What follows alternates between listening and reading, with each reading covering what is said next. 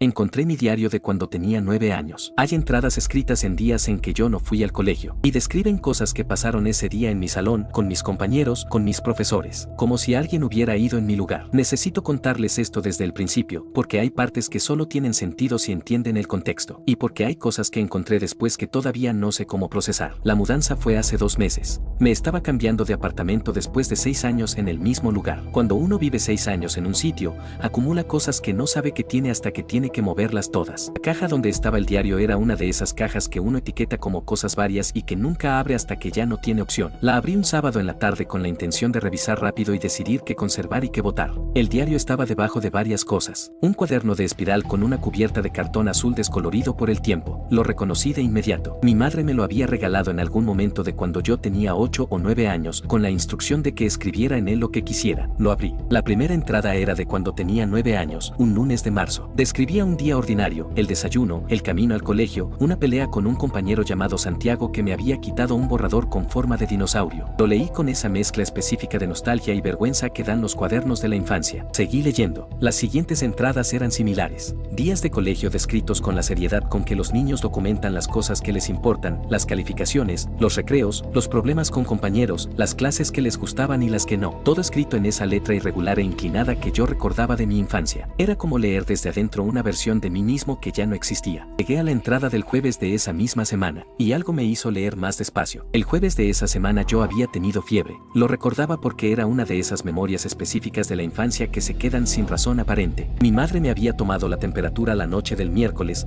me había dado algo para el dolor, y al día siguiente no había ido al colegio. Me había quedado en casa, en pijama, viendo televisión en el cuarto de mis padres, porque mi mamá, cuando yo estaba enfermo, siempre me dejaba ver televisión en la cama grande. Lo recordaba con claridad. Pero la entrada del jueves en el diario no decía nada de eso. La entrada del jueves describía el colegio. Describía la clase de matemáticas con la profesora Ramírez, que ese día había explicado divisiones largas. Describía el recreo y una conversación con Santiago, el mismo del borrador, en la que habían hecho las paces. Describía la clase de educación física, donde habían jugado un partido de fútbol en el que alguien llamado Andrés había metido 2 goles. Describía el camino de regreso a casa y el olor a comida cuando se abría la puerta. Todo en presente, todo con el detalle específico de alguien que estuvo ahí. Yo no estuve ahí. Yo estaba en casa, con fiebre, viendo televisión en la cama de mis padres. Me quedé mirando esa entrada durante un tiempo que no supe medir. Busqué en mi memoria alguna explicación. Podría haberlo escrito días después, reconstruyendo lo que me habían contado. Posiblemente, me dije. Los niños hacen eso, llenan los huecos de sus diarios con cosas que escucharon o imaginaron. Seguí leyendo. Las siguientes entradas eran normales, días que yo sí recordaba o que al menos no tenía razón para cuestionar, hasta que encontré la segunda entrada rara. Era un martes, 2 semanas después. Ese martes lo recordaba también, porque había sido el día del cumpleaños de mi abuela. Mi madre me había recogido temprano del colegio, a las 11 de la mañana, para ir a la celebración que era en la tarde, en otra ciudad. Habíamos viajado ese día y habíamos vuelto al día siguiente. No había ido al colegio esa tarde, pero la entrada del diario describía la tarde del colegio, con detalle. La clase de ciencias, donde habían hablado del sistema solar. Un problema con una niña llamada Valentina, que según la entrada había dicho algo sobre mi mochila. El partido de tenis de mesa en el patio durante el tiempo libre de la tarde. Todo descrito con la misma voz, la misma letra ligeramente irregular, la misma seriedad con que yo escribía las cosas que me importaban. Pero yo no había estado ahí. Había estado en el carro, de camino al cumpleaños de mi abuela, a 120 kilómetros de distancia. Cerré el diario. Lo puse en la mesa, me levanté, me serví un vaso de agua y me quedé parado en la cocina varios minutos. Estaba buscando la explicación más simple, que es siempre lo que uno busca cuando algo no encaja. Podía haber escrito esas entradas días después, basándome en lo que me contaron. Podía haber mezclado los recuerdos de distintos días. Podía haber inventado cosas que no pasaron, como hacen los niños cuando quieren que sus diarios suenen más interesantes. Todas esas explicaciones eran posibles, pero había algo que no las dejaba quedarse cómodas: el nivel de detalle. La profesora Ramírez y las divisiones largas. Santiago y las paces, Andrés y los 2 goles, Valentina y la mochila. Ese nivel de especificidad no es el de alguien que reconstruye desde afuera o que inventa, es el de alguien que estuvo. Volví al diario y lo revisé completo, esta vez buscando específicamente las entradas que no debían estar ahí. encontré 7 días en los que yo no había ido al colegio, por razones que podía verificar o al menos recordar, y en los 7 días había una entrada describiendo el colegio como si alguien hubiera estado ahí. Fui a buscar los registros médicos de mi infancia, que mi madre guardaba en una carpeta que yo había heredado después de que ella murió hace 3 años. Encontré 2 registros de consultas médicas en los años del diario. Uno era de cuando yo tenía 9 años, en marzo, una consulta por fiebre. La fecha coincidía exactamente con la primera entrada rara del diario. Guardé los registros y llamé a mi padre. Le pregunté, de la manera más casual que pude, si recordaba algo inusual de mi infancia en el colegio. ¿En qué sentido?, preguntó. Si alguna vez les habían llamado del colegio por algo raro, dije.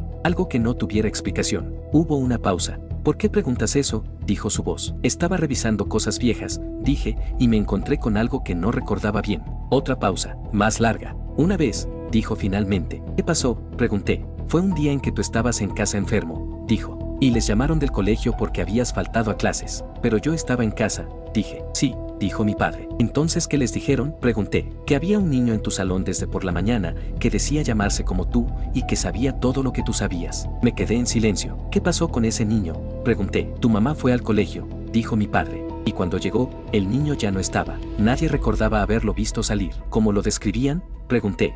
Mi padre tardó un momento. Dijeron que era como tú, dijo finalmente, pero diferente. ¿En qué sentido diferente?, pregunté. No supieron explicarlo bien, dijo mi padre. Dijeron que era como tú, pero que algo no estaba bien.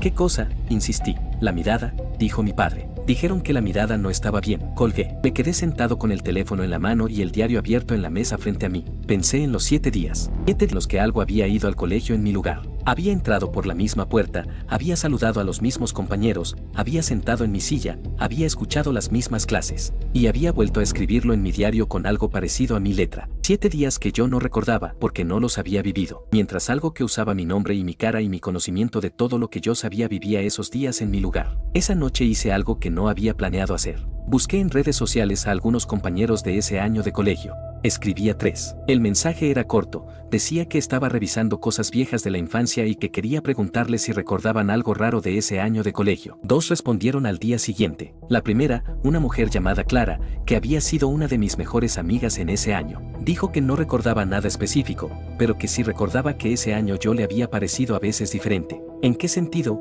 le pregunté. Dijo que algunos días yo llegaba al colegio y parecía no recordar cosas que habíamos hablado el día anterior. Dijo que había una vez en que yo no la había reconocido. No que fingiera no reconocerla, sino que genuinamente no sabía quién era. Y que cuando ella lo mencionó, yo me había puesto raro y habíamos cambiado de tema. No había vuelto a pensar en eso, me dijo, hasta que yo le escribí. El segundo, un hombre llamado Miguel, que había sido mi compañero de pupitre, dijo algo diferente. Dijo que recordaba un día específico en que yo había llegado al colegio y algo estaba mal. ¿Qué estaba mal?, le pregunté. Dijo que no podía describirse bien. Dijo que era como cuando conoces a alguien que se parece mucho a otra persona que conoces y algo en el cerebro no termina de cerrar. Dijo que ese día yo era yo, pero no todo. Pregunté qué había pasado ese día. Dijo que al mediodía, en el recreo, yo me había sentado solo en una parte del patio donde nunca me sentaba y que lo había mirado desde lejos con una expresión que Miguel describió así, como si estuviera tratando de recordar cómo funciona el recreo. Guardé las conversaciones y abrí el diario en esa entrada. Era una de las 7 entradas raras. Describía el recreo con detalle, incluyendo sentarse en una parte del patio donde normalmente no me sentaba, y mirando a los compañeros como si estuviera aprendiendo cómo funcionaba eso. Lo había escrito sin ningún juicio, con la misma voz plana con que describía todo lo demás, como si sentarse solo y mirar cómo otros juegan para aprender cómo se hace fuera algo completamente normal. Para quien escribió esa entrada, quizás lo era. Esa noche no pude dormir. Estuve hasta tarde leyendo y releyendo las entradas, intentando encontrar en el lenguaje, en la elección de palabras, en la manera de construir las frases, algo que fuera diferente a mi escritura de los días normales. Y lo encontré. No en todas las entradas, pero sí en algunas. Había frases que un niño de 9 años no construiría de esa manera, no porque fueran complicadas, sino porque eran extrañamente precisas. Donde yo habría escrito el recreo estuvo bien, las entradas raras escribían el recreo funcionó. Donde yo habría escrito la profesora explicó algo aburrido, las entradas raras escribían la profesora transmitió información que los otros recibieron con distintos niveles de atención, como si quien escribía estuviera observando desde una distancia que yo no tenía con mi propia vida,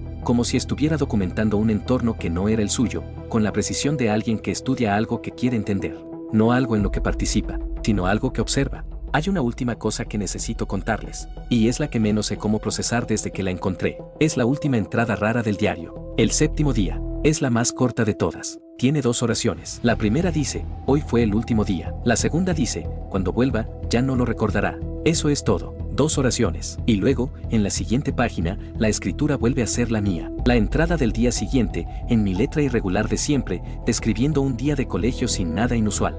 Como si nada hubiera pasado, como si yo no supiera que algo había pasado. Lo que dice la última entrada rara lleva semanas instalado en algún lugar de mi cabeza desde donde no se mueve. Hoy fue el último día. ¿El último día de qué? ¿De ir al colegio en mi lugar? ¿De existir? ¿De algo que yo nunca voy a poder nombrar correctamente porque no tengo el lenguaje para ello?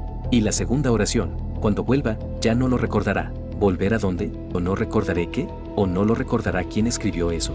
No tengo respuesta para ninguna de esas preguntas. Lo que sí tengo es el diario, con sus 7 entradas que no debería tener. Y la memoria de una infancia que creía conocer completamente y que ahora tiene 7 días adentro de los que no sé nada. 7 días que alguien vivió en mi lugar y que tuvo el cuidado, o la necesidad, o lo que fuera que lo movía, de documentarlos en mi propio cuaderno. Como si quisiera que yo supiera que había estado ahí, o como si simplemente necesitara registrar lo que había visto, antes de irse, a donde fuera que fue.